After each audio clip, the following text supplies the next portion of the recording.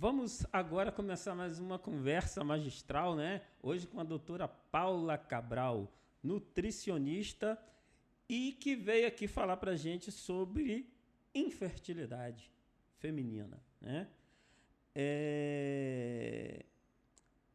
Primeiro a gente queria saber o que te levou a trabalhar com infertilidade, né? Na nutrição, que é um assunto novo, é um assunto que muitas pessoas não percebem, né? Que é o primeiro sinal que o casal não consegue engravidar é procurar um médico, né? E nem sempre tem esse encaminhamento para o nutricionista, né? Para fazer uma orientação nutricional. Fala pra gente aí, da onde veio isso? Tadeu, essa pergunta você me deu de bandeja, assim. Porque falar sobre isso é falar um pouquinho sobre a minha história. Na verdade, eu vivenciei isso. Eu levei 6 anos para conseguir engravidar, desde o primeiro momento que me surgiu esse desejo, essa vontade de ser mãe. E nessa caminhada eu vivenciei tudo o que você puder imaginar. Então eu tive um aborto retido, eu tive uma gestação anembrionária, eu fiz uma fertilização in vitro que culminou numa hiperestimulação, eu fiquei internada, foi muito dolorido. Então, assim, eu vivenciei isso. E hoje, quando eu olho para trás, eu vejo que durante grande parte dessa minha jornada, eu não tinha o menor cuidado com a minha saúde. Então, eu não fazia atividade física, não tinha cuidado com a alimentação, eu fumava, eu consumia bebida alcoólica, eu dormia tarde. Então, e eu não entendia por que eu não conseguia engravidar. E em um determinado momento, nessa caminhada, eu engravidei naturalmente e permaneci grávida por 3 meses, mas aí foi quando eu tive esse aborto retido. Mas esses 3 meses foram assim fundamentais para eu ter mais vontade ainda de engravidar, né? Quando eu perdi esse bebê, eu falei, não, tem alguma coisa que não é possível que eu não possa fazer nada, que eu tenho que andar de médico em médico, não tem nada que eu possa fazer. E aí eu procurei uma nutricionista funcional e comecei a aplicar algumas mudanças ali na minha vida. Parei de fumar, parei de beber, de uma maneira muito suave, assim. Eu fui mudando e ficando bem feliz com tudo aquilo que eu estava fazendo. E aí eu engravidei. Depois de um tempo, depois de uns 2, 3 anos, eu engravidei. Mas foram mudanças que eu implementei por minha conta. Em toda essa caminhada, nunca nenhum profissional perguntou como eu levava a minha vida, né? E eu acho que esse é o ponto de virada. Eu acho que é esse o olhar que precisa ser despertado, não só nos profissionais, mas também nos pacientes. Eu até gosto de falar, o paciente do século XXI, ele tem que ser um paciente proativo, né? Ele tem que ir atrás da informação, ele vai ter um profissional de saúde que vai conduzir aquilo tudo, mas ele tem que entender que ele é papel fundamental no tratamento, né? Então, aí tudo bem, aí se passou tudo isso, eu fui fazer a faculdade de nutrição. A faculdade de nutrição é a minha segunda faculdade, eu sou formada em Direito, mas lá quando eu fiz vestibular também para nutrição, mas optei por seguir em Direito, enfim. E aí ingressei na faculdade de nutrição no meu primeiro período e foi quando eu engravidei. Mas a faculdade de nutrição, para mim, eu sempre tive um foco, assim, que aquilo ali era uma passagem. Eu queria finalizar aquele curso porque eu queria me inscrever numa pós-graduação de nutrição funcional. Era esse o objetivo, porque desde como eu já tinha vivenciado a ajuda da nutrição funcional na minha vida, então desde que eu entrei na faculdade, esse sempre foi o meu olhar. Desde o meu primeiro período de faculdade, eu sempre frequentei congressos da nutrição funcional, cursos, enfim. E em um determinado momento, então, da minha vida profissional, eu vi que era o momento de eu ajudar aquelas Paulas lá, né, de anos atrás. E eu me sinto muito feliz por essa virada que eu dei na minha carreira, por contribuir com a felicidade da vida de muitas famílias e ensinar um pouco de tudo que eu aprendo e o que eu não tive oportunidade de aprender quando eu tentava engravidar. Essa prática, né, essa prática que levou você a ir para esse rumo, né, foi que você viveu, né, viveu isso, e o que levou você também a procurar essa profissão, que o interesse seu era poder ajudar outras mulheres, não é isso? E é uma coisa bem inspiradora para as pessoas, né? Para outras pessoas se inspirarem no seu exemplo, né? E outra coisa, porque geralmente mulher, é a mulher que verifica que não estou engravidando, até se sente mais culpada, né? Sim, por não conseguir. recebe o peso daquilo, Isso, né? o peso, a responsabilidade de não engravidar. Mas e a participação do homem? Como que fica nesse processo? Tadeu, tem homens e homens, assim, não estou dizendo nem que um é melhor nem que é pior do que o outro. Eu acho que é personalidade mesmo, né? Então eu vejo casais onde o homem ele está super envolvido no processo e ele está lá junto para fazer tudo que tem que ser feito. E tem homens que são mais, como que eu vou dizer, assim, leva mais um tempo, né?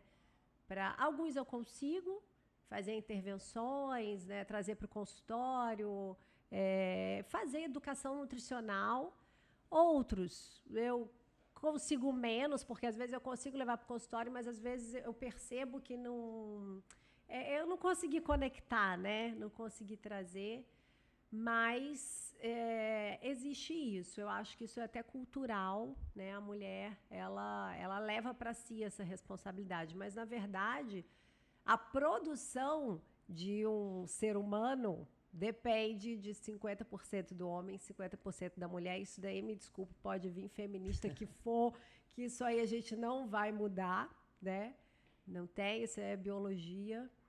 E aí eu acho que é um trabalho de formiguinha, sabe, Tadeu? Eu acho que é isso. É fazer isso que eu estou fazendo aqui agora, trazendo informação e é por aí. É bom também você estar falando para quem está com essa dificuldade, né?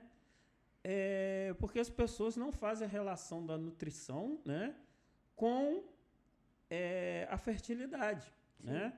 Não faz essa relação. E fala para nós quanto é importante, o que é importante nessa relação nutrição, né, e fertilidade.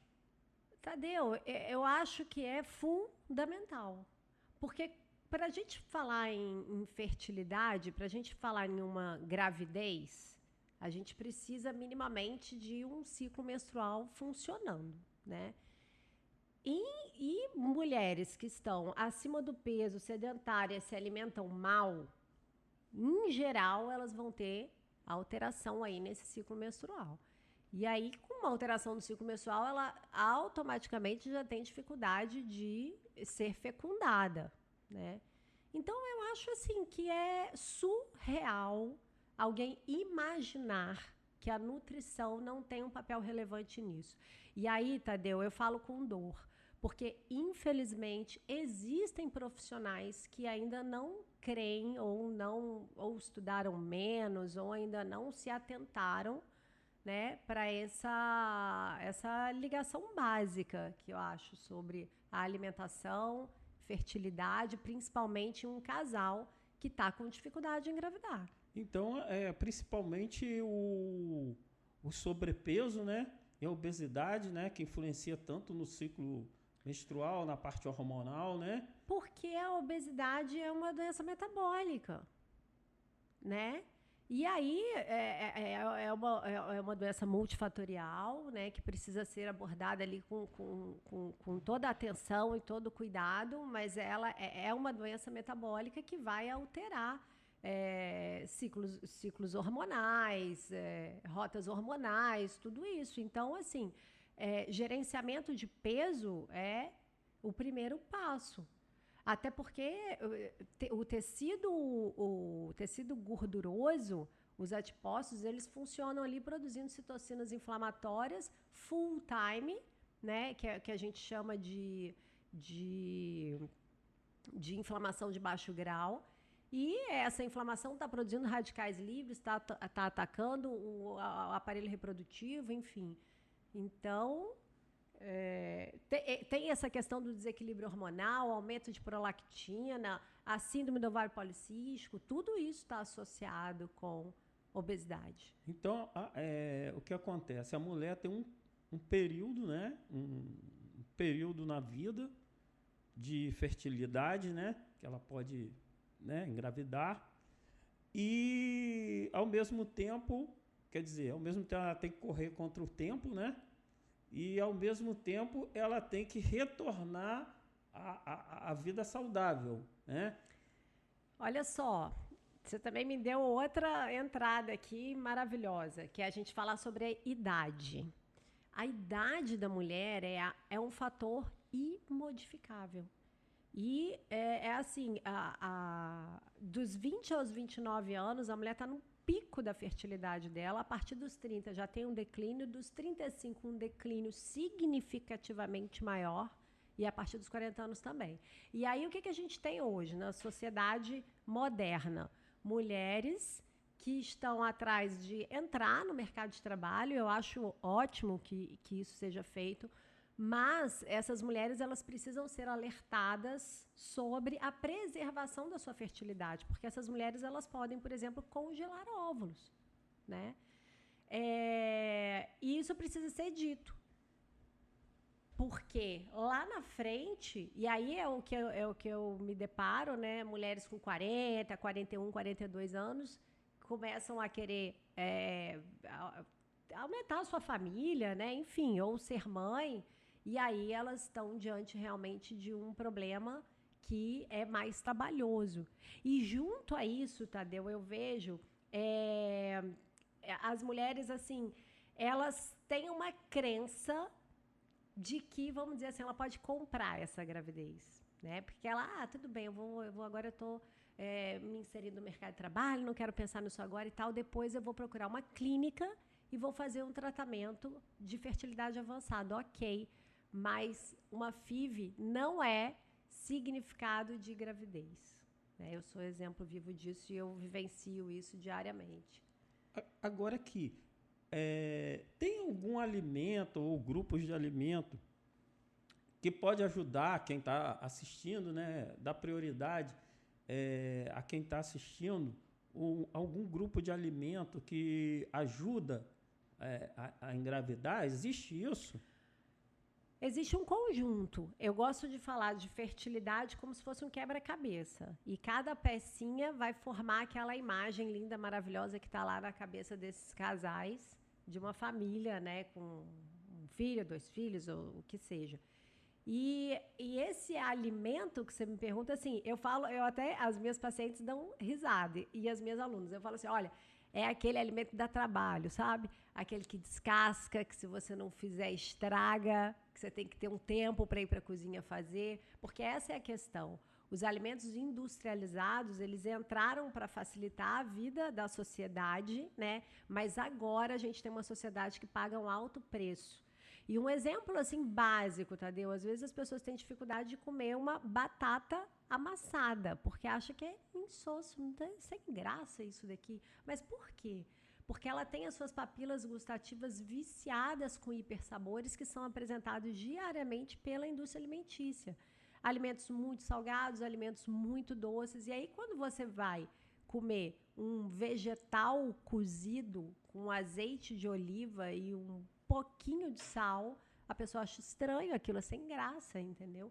Então, é isso, é fazer essa educação e mostrar que para ela resgatar a fertilidade dela, ela precisa ir para a feira, precisa ir para a cozinha, ela tem que se envolver no processo. Eu acho que isso é fundamental, se envolver. E são práticas que você leva para a vida toda, né? Toda, inclusive são práticas que ela vai ensinar para os descendentes dela, né?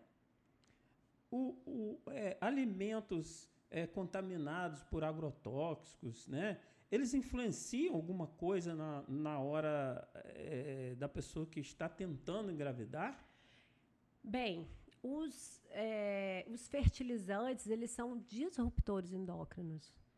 E, na verdade, hoje a gente não interage só com fertilizantes, né? A gente interage com os plastificantes, com os fertilizantes, com os aditivos alimentares, com os produtos químicos que a gente usa para limpar a nossa casa. E o que são os disruptores endócrinos? Eles atuam dentro do nosso sistema de uma maneira que ele mimetiza hormônios, principalmente o estrogênio. Por isso que a gente hoje vê mulheres que têm uma predominância estrogênica que vai desequilibrar o ciclo menstrual. Uma das condutas é a gente reduzir esses disruptores. E o agrotóxico é um deles. E aí, como que a gente pode fazer? Porque tem pessoas que falam, mas eu não como que é? Realmente, é muito difícil você comer orgânico o tempo todo, né? Eu mesmo não consigo. Mesmo morando numa fazenda, tendo horta, eu não consigo comer orgânico. Mas nós temos alimentos que o PARA, né, faz uma análise e mostra para a gente que são os alimentos mais contaminados. E esses alimentos, ou eles devem ser evitados, ou, preferencialmente, eles devem ser consumidos da sua forma orgânica. Você acabou de falar que você mora na fazenda, tem horta. Como que é isso? Trabalhar no urbano e viver na fazenda. É maravilhoso. Você sente alguma dificuldade de vir todo dia, acordar cedo, sair de casa? Tadeu, eu moro numa fazenda há 16 anos. Na verdade, eu estou a 16 quilômetros do centro urbano.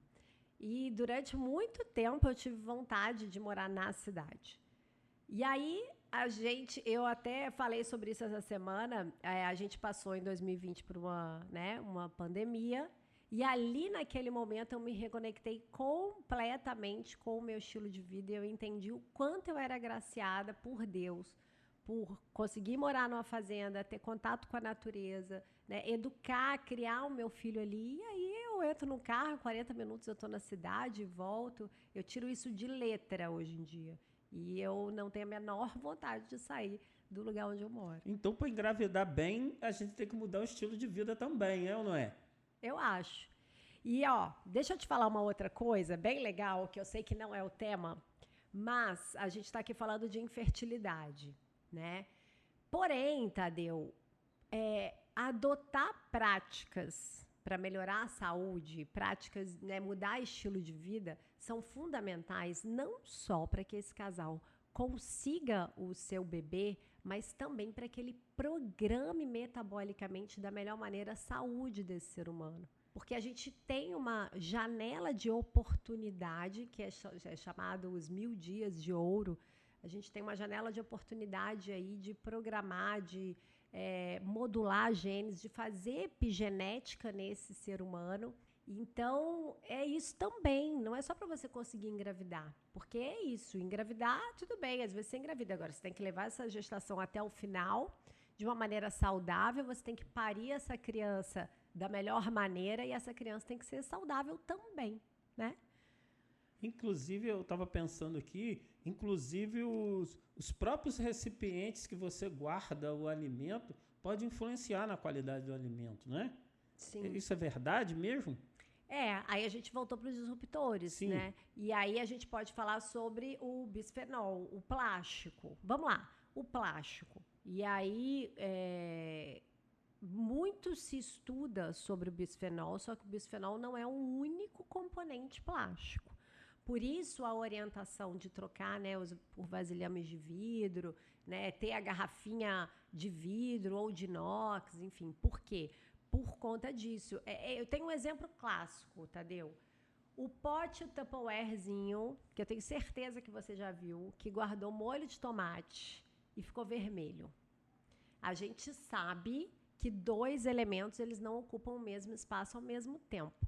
Então, no momento que aquele pote de plástico ficou vermelho, um pedacinho, um fragmento daquele plástico, ele migrou para aquele alimento. Então, assim, esse é o exemplo visível de como que existe essa transferência de microplásticos para o alimento. Alguma coisa no plástico se solubilizou na gordura, né? Sim, sim. E as toxinas ambientais, em geral, elas são lipofílicas, né? Então, por isso essa facilidade de transferência. E já tem, Tadeu, eu sei que você gosta bastante, assim, né, dessas abordagens, mas, assim, existem estudos, já teve um estudo que achou microplásticos em placenta humana. Olha o quanto isso é impactante, né? Sim, sim. Inclusive, a gente faz estudo de microplásticos em animais marinhos. A gente faz estudo, por exemplo, em ostra, para você ver o índice de metais pesados na foz de rio, porque são animais que eles absorvem muito os resíduos que são contaminantes ambientais. E isso, na hora que a gente vai se alimentar, a gente está comendo junto, né? Então, é até outro aspecto, né? Que é, por exemplo, o ômega 3, né? O ômega 3 é um ácido graxo, né? Que ele é essencial, nosso corpo não produz, precisa dele para várias funções, né? Metabólicas. E hoje se define que a gente é melhor suplementar o ômega 3 do que se alimentar de peixe em quantidade, porque a maioria dos peixes são contaminados. Não, e além de a maioria dos peixes estarem contaminados com metais pesados, eles são criados em cativeiro, comendo ração. Porque também tem um trabalho que já encontrou DNA de frango em peixe. Porque eles se alimentam de soja e milho. E adolescentes americanos hoje criam mama, homens, né, criam mama por causa do excesso de alimentação de frango. São os fast food, bastante frango, e os frangos também têm essa parte hormonal. E eu vi, eu não olhei, mas eu vi que rodou semana passada, eu acho, a quantidade de agrotóxicos em produtos industrializados. Você chegou a ver isso? Não. Então, aí tinha biscoito recheado, esses biscoito água e sal, e o quanto de agrotóxico tinha neles. Né? Olha só. E aí é por causa isso, né? Da soja, do milho, da farinha. É por isso que a gente fala, é tanta informação, né, que a pessoa tem que procurar uma mentoria, né, uma mentora de uma pessoa especializada, porque ela vai te ensinar, vai te mostrar o que deve comer, o que não deve, onde armazenar o alimento, onde não pode armazenar, o que você tem que fazer durante o dia, como você deve processar o alimento, qual o tempo de cozimento, para não perder o... E aí que entra a nutrição nesse aspecto, não é? Sim, sim, sim. Porque o que a gente precisa, a gente está falando um caso específico da infertilidade, né? Mas abrange outras coisas da vida. E você levou tanto tempo, né, com essa inspiração de acontecer com você, e você conseguir reverter, né? E tentar agora ajudar outras pessoas. Por isso que a gente fala a importância de procurar um profissional que vai te orientar da melhor maneira possível dentro dessas práticas, né? Que não é só alimentação, né? Não é só alimentação. E aí, Tadeu, eu vou te falar uma outra coisa, assim, que como nutricionista, eu falo isso abertamente, assim, eu tenho como conduta suplementar as minhas pacientes. Eu preciso oferecer micronutrientes, aminoácidos, em determinadas fases de estratégias nutricionais que eu apresento, assim, porque, infelizmente, o solo hoje, ele é imensamente deteriorado. Né? A gente não tem...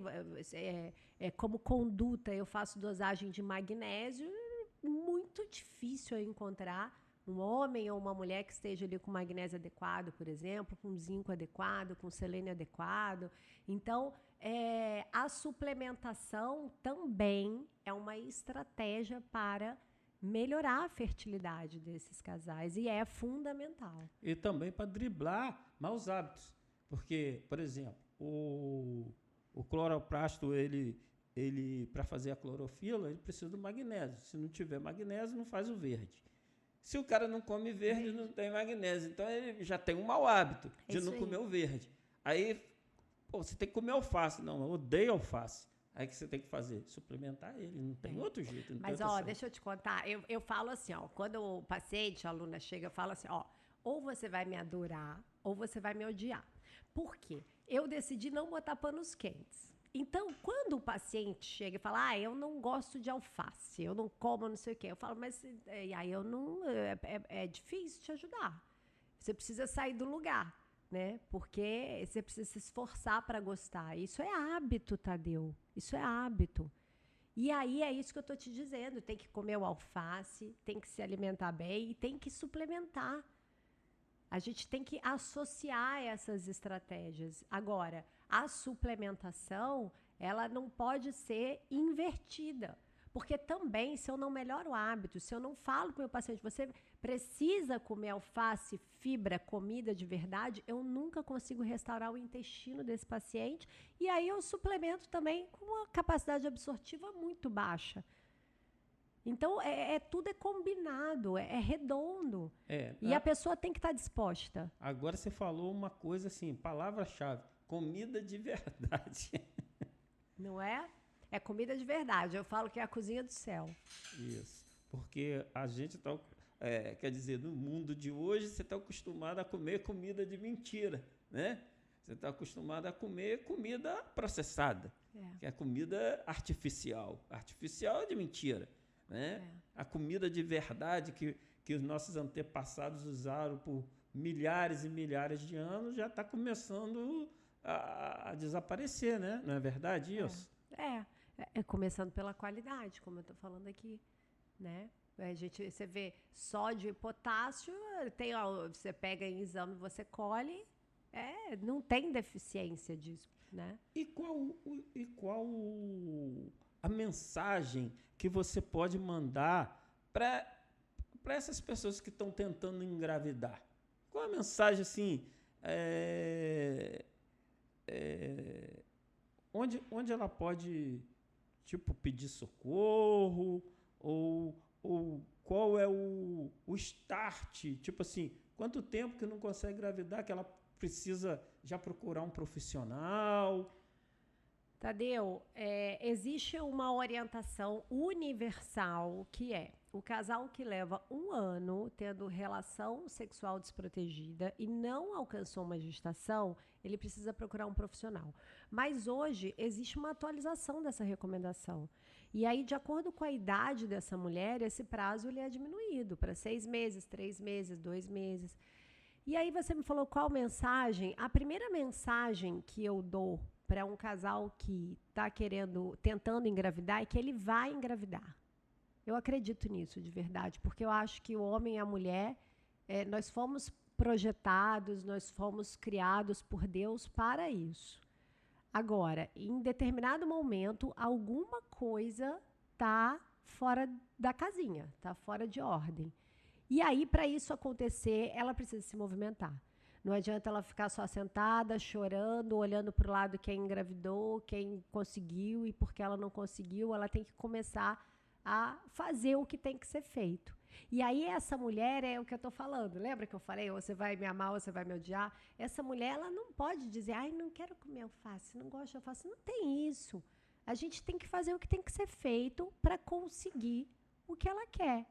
Então, eu acho assim, eu gosto de trabalhar assim, de forma objetiva, verdadeira, e sempre alertando sobre a responsabilidade de cada um nesse processo, né?